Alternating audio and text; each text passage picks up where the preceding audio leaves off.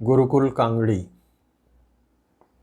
मेरे पिताजी स्वयं तो सिद्धांतों के पक्के थे ही, अन्यों को भी सिद्धांतों पर चलाना चाहते थे। प्रतिदिन यज्ञ प्रार्थना के बाद हम आर्य करें जगती भर को से पूर्व वे हम आर्य करें निज जीवन को, हम आर्य करें अपने घर को अवश्य बोला करते थे। संभवतः इसी भावना के कारण उन्होंने मुझे गुरुकुल कांगड़ी विश्वविद्यालय में पढ़ने भेजा। रोजी रोटी की चिंता को देखते हुए समय के प्रचलन के अनुसार मुझे आधुनिक विषय पढ़ने चाहिए थे, परंतु उन्होंने मुझे वेदालंकार हेतु प्रोत्साहित किया। कनखल रोड के पुल से जब गुरुकुल कांगड़ी की ओर प्रवेश किया तो विशाल सिंहद्वार स्वागत कर रहा था। पक्की सड़क गुरुकुल तक थी, जो आगे ज्वालापुर जाती थी, परंतु आवाजाही ज़्यादा नहीं थी। कुछ दूर आगे श्रद्धानंद द्वार से गुरुकुल में प्रवेश किया। प्रकृति का सुरम्य वातावरण, बड़े बड़े पेड़, आम का बाग, हरी घास, तरह तरह की वनस्पति, खुला खुला स्थान तन मन को मोह रहा था। मन में बसी पूर्व गुरुकुल की छवि से यह सौंदर्य अलग था, विराट था। छोटे विद्यालय के छात्रावास का भवन छोटे किले की तरह लगा था। वेद मंदिर, पुस्तकालय का भवन इतना बड़ा भी हो सकता है, यह अनुमान नहीं था। भव्यता की तो कल्पना ही नहीं की थी। बड़े परिवार की खुली खुली जमीन, चारों ओर आवासीय भवन, वहाँ खड़े होकर यह प्रतीति ही नहीं हो रही थी कि किसी आवासीय परिसर में है। पूरे गुरुकुल का वातावरण एक अद्भुत शांति समेटे हुए था, जो नव मन को अपनी ओर खींच लिए जा रहा था। गुरुकुल आकर उत्सुकता निश्चिंतता में बदल गई थी। गुरुकुल के प्रति श्रद्धा निष्ठा में परिवर्तित हो गई थी। तपोनिष्ठ आचार्य रामनाथ जी वेदालंकार के चरणों में कई वर्षों तक बैठकर पढ़ने का सौभाग्य प्राप्त हुआ। इस उपलब्धि के सामने अन्य गुरुकुलीय उपलब्धियां तुच्छ थीं। ऐसा अध्यापक पूरे जीवन काल में दूसरा देखने को नहीं मिला। पंडित राम प्रसाद वेदालंकार तब तक विवाहित नहीं थे। कटी वस्त्र बांधते थे, नखूनी गले का कुर्ता पहनते थे। उन्होंने वेद पढ़ाया। हल्की मुस्कान उनके चेहरे पर सदा रहती थी। पंडित जयदेव वेदालंकार दर्शन पढ़ाते थे, सांसारिक उदाहरण देकर पढ़ाते थे, जिससे दर्शन जैसा विषय भी ज़्यादा कठिन नहीं लगता था। दर्शनों में यदि कुछ रुचि रही तथा दार्शनिक सिद्धांतों को व्यवहार में जीने का यदि कुछ प्रयास किया, उसके बीजारोपण का श्रेय पंडित जयदेव वेदालंकार जी को जाता है। पंडित वेद प्रकाश जी शास्त्री संस्कृत साहित्य पढ़ाते थे। संस्कृत बहुत अच्छी बोलते थे। लच्छेदार, अलंकार से युक्त सुंदर वाक्य विन्यास। पंडित बुद्धदेव विद्यालंकार जी संस्कृत साहित्य व अंग्रेजी दोनों में पारंगत थे। आधुनिक ढंग से पढ़ाते थे। वेशभूषा भी आधुनिक थी। पंडित निगम शर्मा संस्कृत के उच्च कोटि के विद्वान थे। सरल व्यक्तित्व के धनी थे। भारतीय वेशभूषा धारण करते थे। वेदालंकार में अंग्रेजी अनिवार्य विषय होता था। डॉक्टर राधेलाल वार्ष्णेय अंग्रेजी पढ़ाते थे। उच्च शैक्षणिक योग्यता होते हुए भी वे महीनों एडवांस कोर्स करने हैदराबाद जाते रहते थे। मैं यह तो नहीं कहता कि गंगा पार की कुलभूमि जैसा अध्ययन व चरित्र निर्माण के अवसर गुरुकुल कांगड़ी में उस समय उपलब्ध थे, परंतु यह कह सकता हूँ कि वैदिक धर्म के ध्वजवाहक गुरुजनों के साथ साथ उस समय के उद्भट विद्वानों, पंडित प्रियव्रत जी वेदवाचस्पति, पंडित धर्मदेव विद्यामार्तंड आदि का मार्गदर्शन छात्रों को प्राप्त था। श्री रघुवीर सिंह शास्त्री कुलपति स्वयं ही धारा प्रवाह संस्कृत में भाषण करते थे। अन्य विश्वविद्यालयों से दर्शन, वेद, साहित्य आदि विषयों के विद्वान आते रहते थे। गोष्ठियाँ, व्याख्यान होते रहते थे। पढ़ने पढ़ाने का वातावरण गुरुकुल में था। गुरुकुल से निकलने वाले स्नातकों की छवि अन्य विश्वविद्यालयों में अच्छी बनी हुई थी। मेरा लक्ष्य भारतीय प्रशासनिक सेवा था, जिसके लिए दिल्ली में सुविधाएं ज़्यादा थीं। अतः मैं भी प्रवेश के लिए दिल्ली गया।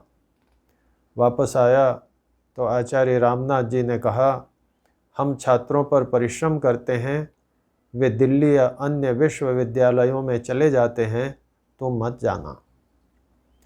मैंने 1974 में वेदालंकार करने के बाद 1976 में एमए किया तथा तदुपरांत पीएचडी हेतु कांगड़ी में ही पंजीकरण कराया।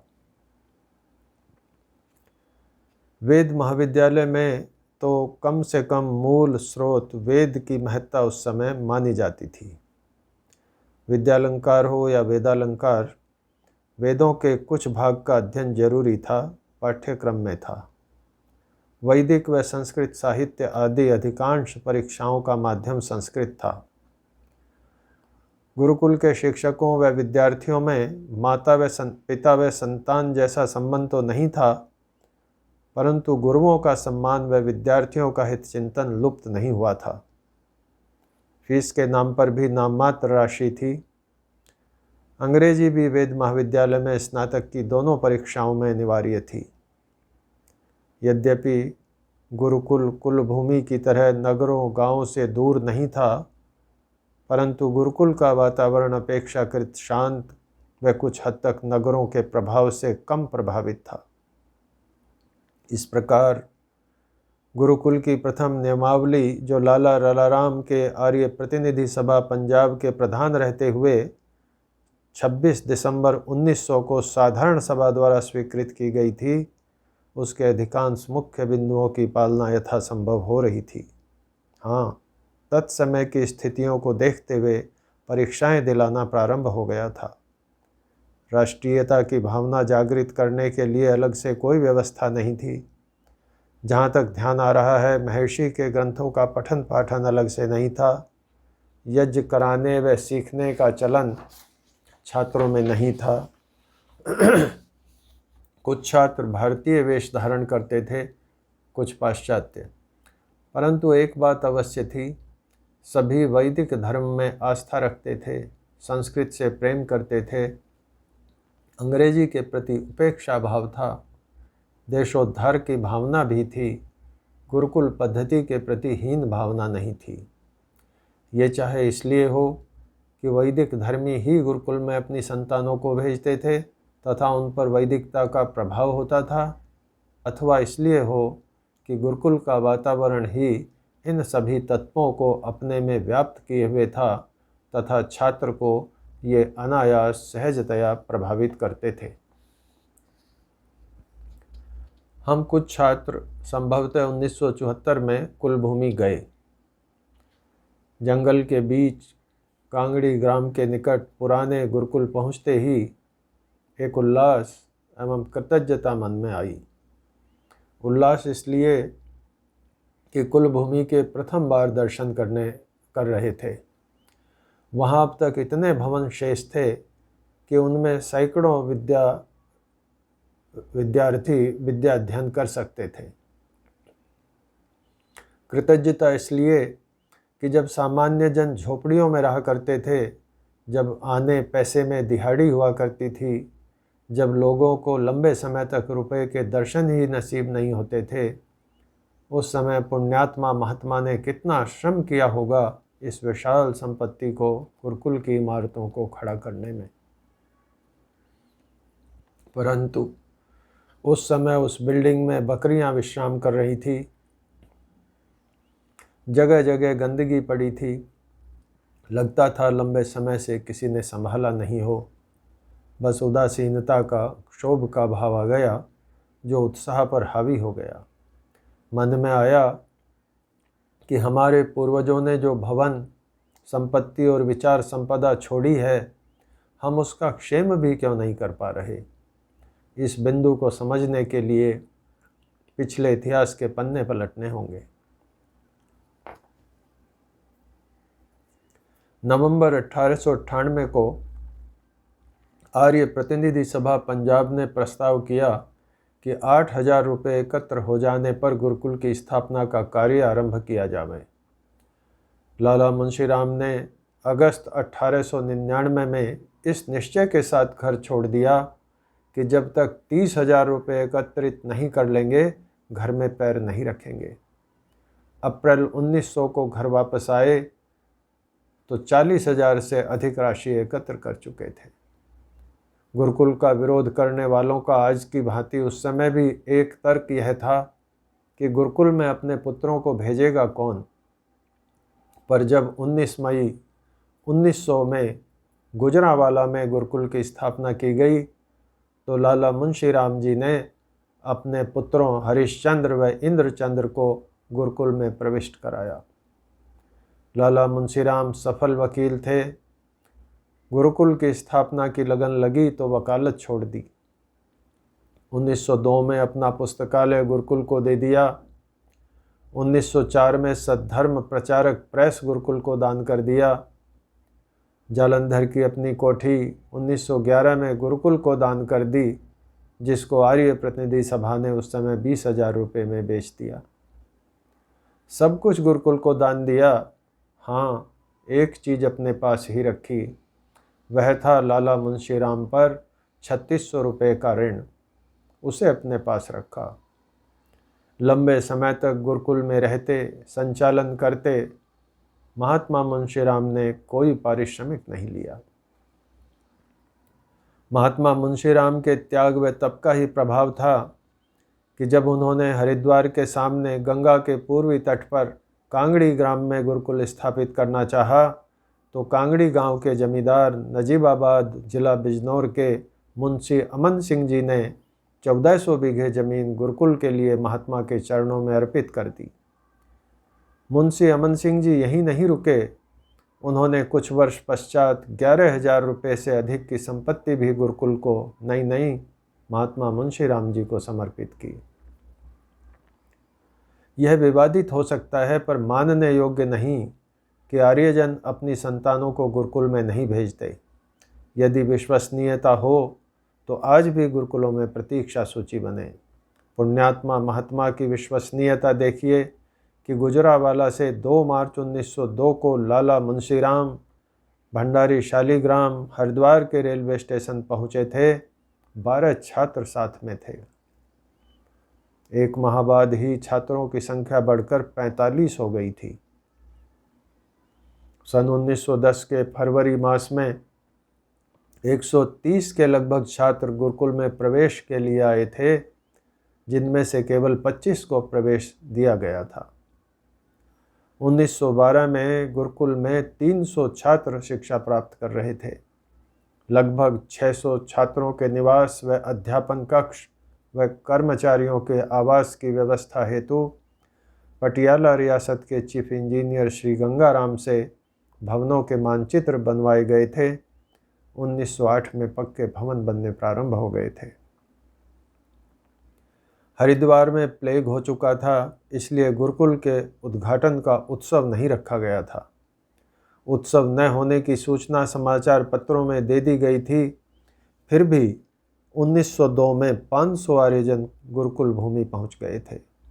उस स्थिति में जब गुरुकुल तक कई मील पैदल रास्ता था, कोई साधन नहीं था, जंगल थे।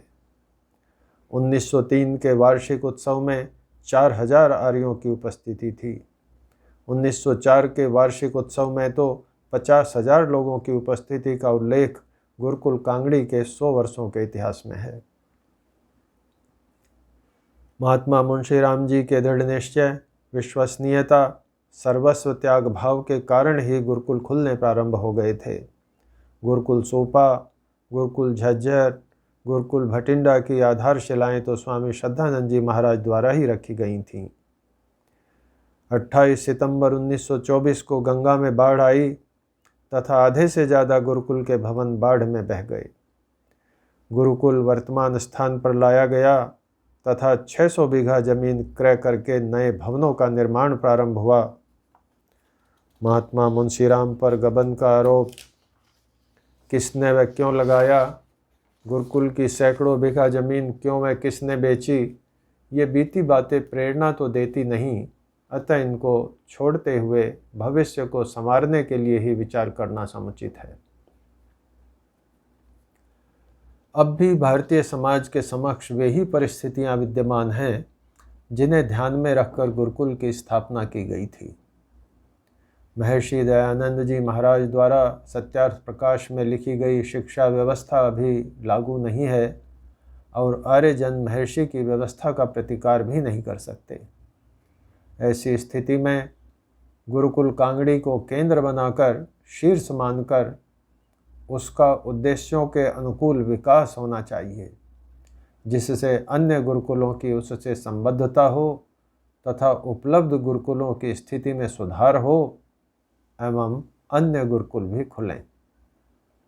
जैसे 1931 में गुरुकुल को अधिक सर्वप्रिय बनाने के साधनों की संस्तुति करने के लिए महात्मा नारायण स्वामी जी महाराज की अध्यक्षता में आर्य प्रतिनिधि सभा पंजाब ने एक कमीशन नियुक्त किया था।